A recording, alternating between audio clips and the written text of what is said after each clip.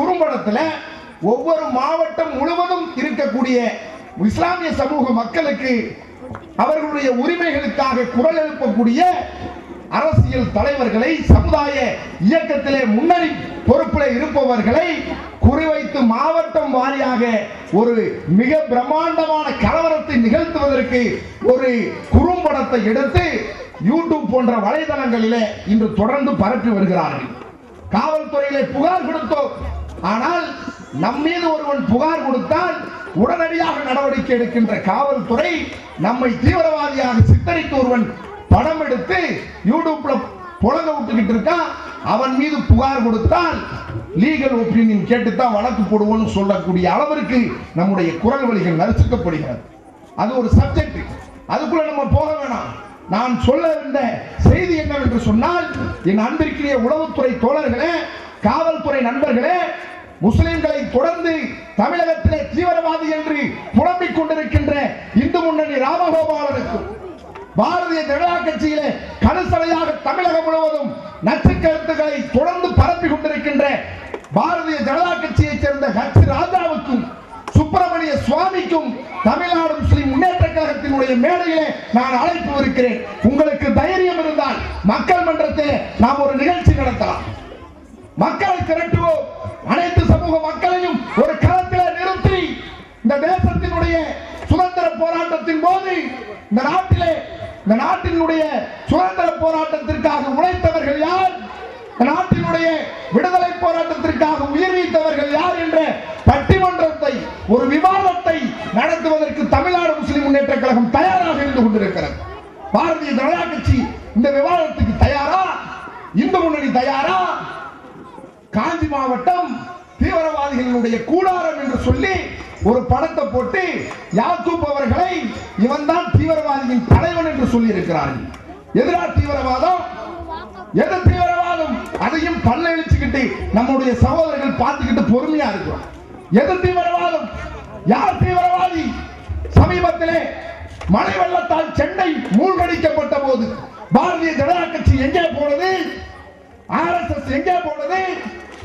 இந்து முன்னணி எங்கே போனது?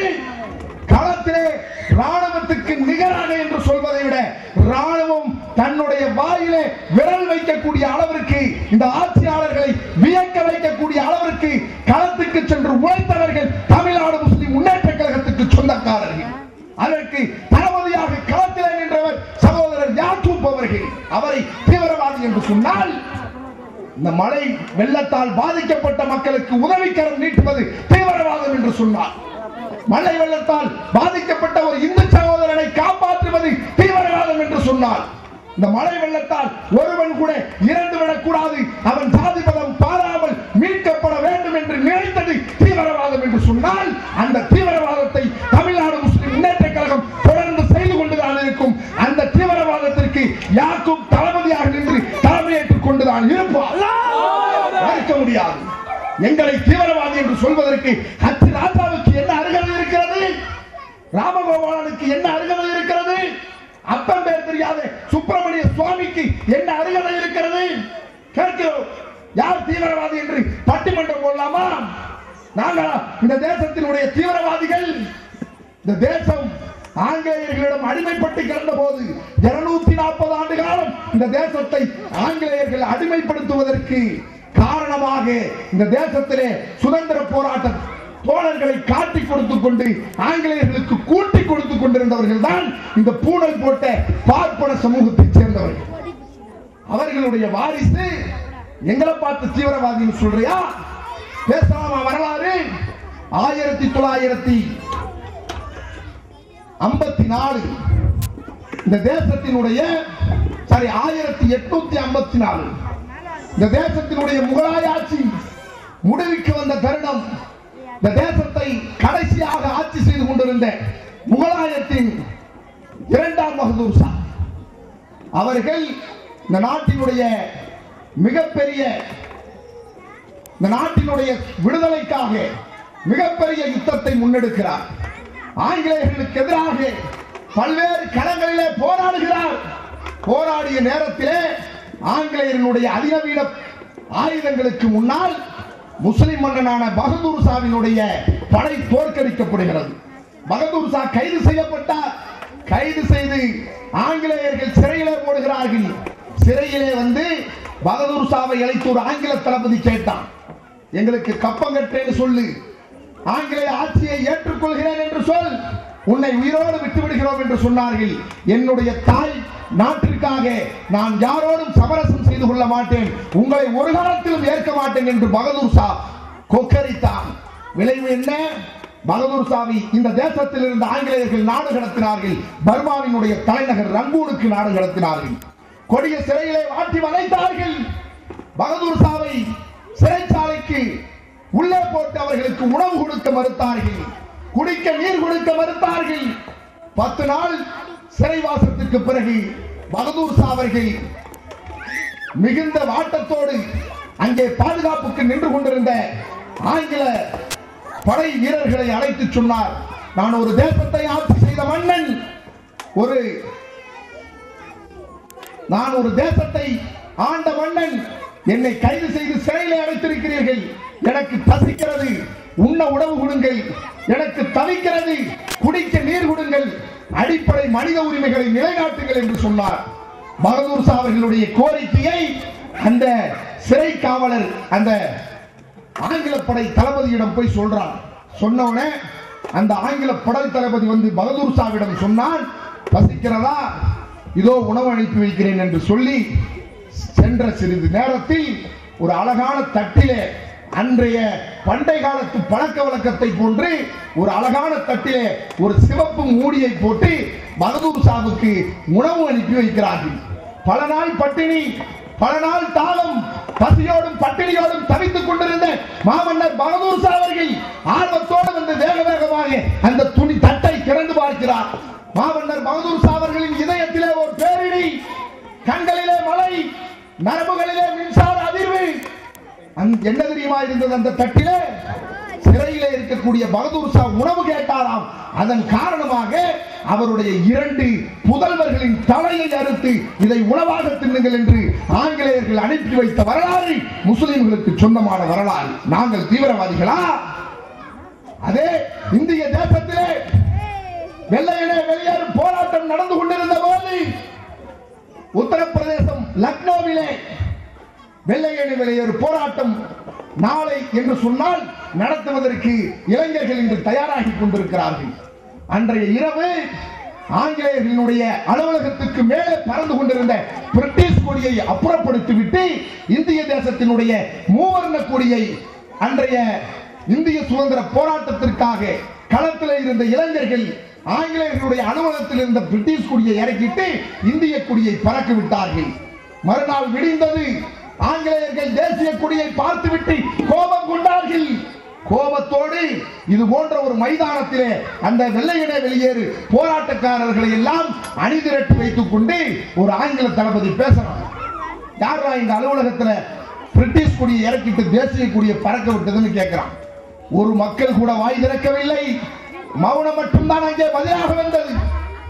அடுத்து சொல்றான், யார் எங்களுடைய அலுவலகத்தில் இருந்து கொடியை அப்புறப்படுத்தி இந்திய கொடியை பறக்க விட்டார்கள் என்று காட்டி கொடுத்தீர்கள் என்று சொன்னால் அவர்களுக்கு நாங்கள் அரசு பதவியை வழங்குகிறோம் என்று சொல்கிறார்கள்.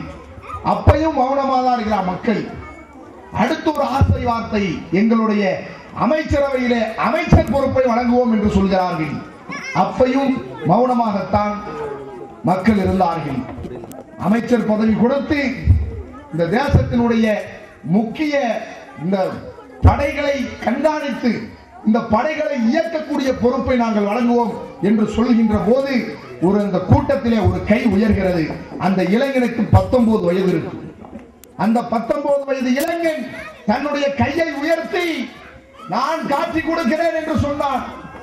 அந்த 19 வயது இளைஞனை அருகாமையிலே இருந்த அந்த தளபதி கேட்டான், உனக்கு என்ன வேணும்? அரசு வேலையா, அமைச்சர் பதவியா, பணமா, பொருளா, என்ன வேணும்னாலும் கேளு தர்றோம் அப்படின்னு சொன்ன போது அந்த 19 வயது இளைஞன் சொன்னான், எனக்கு எதுவுமே தேவையில்லை, என்னை உயிரோடு விட்டு விடுங்கள் போதும். இனி ஒரு காலத்திலும் இந்திய நாட்டினுடைய சுதந்திர போராட்டத்திலே நான் பங்கெடுக்க மாட்டேன். இந்திய சுதந்திர போராட்டத்திற்கும் எனக்கும் துளியளவு தொடர்பு கிடையாது.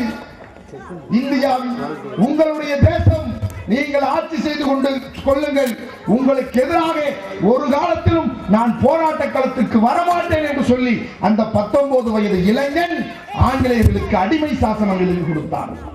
யார் தெரியுமா அந்த 19 வயது இளைஞன்?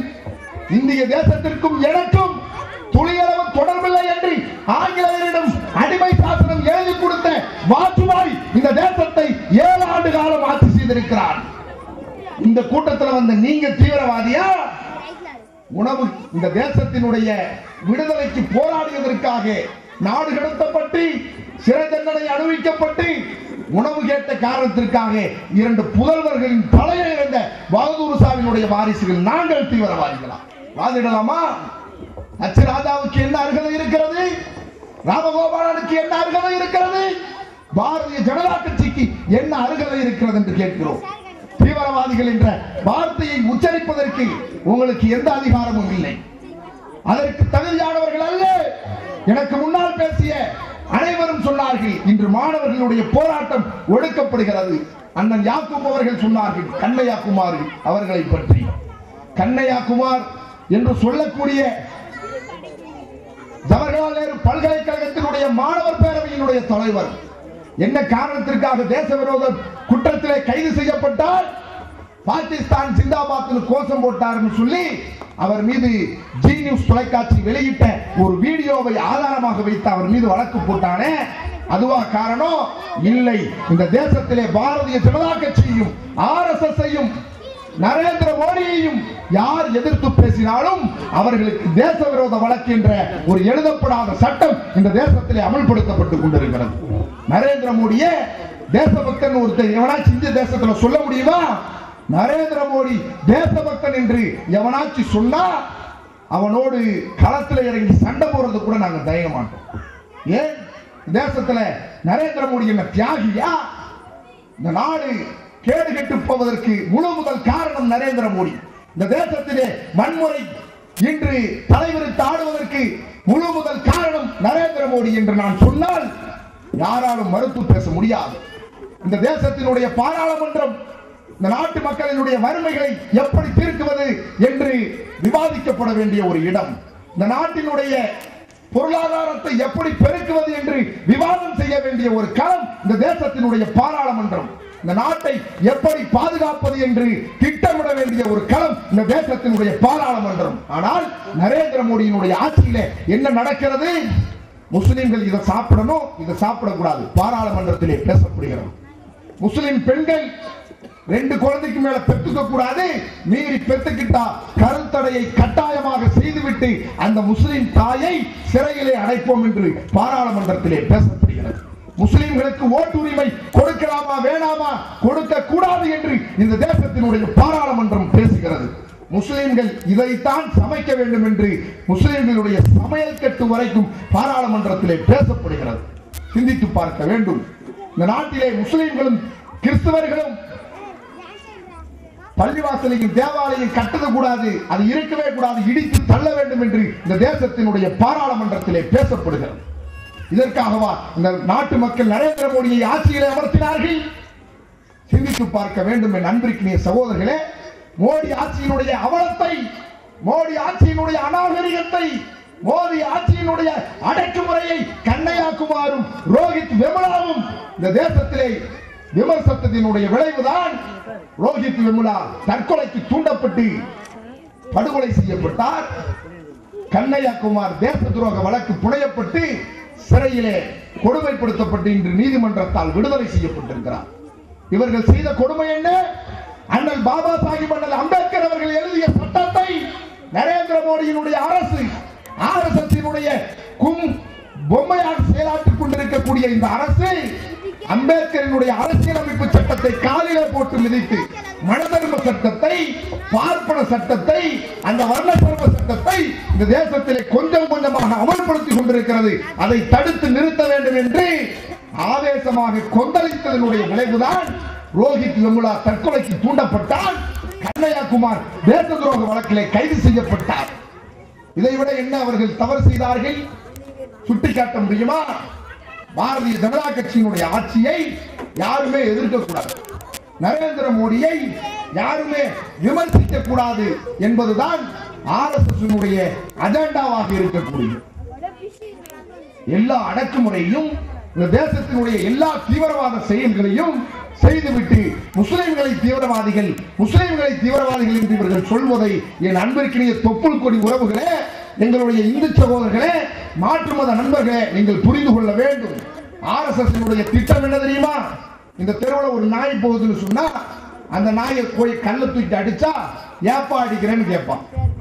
அதே அந்த நாயை அடிக்காம இந்த நாய்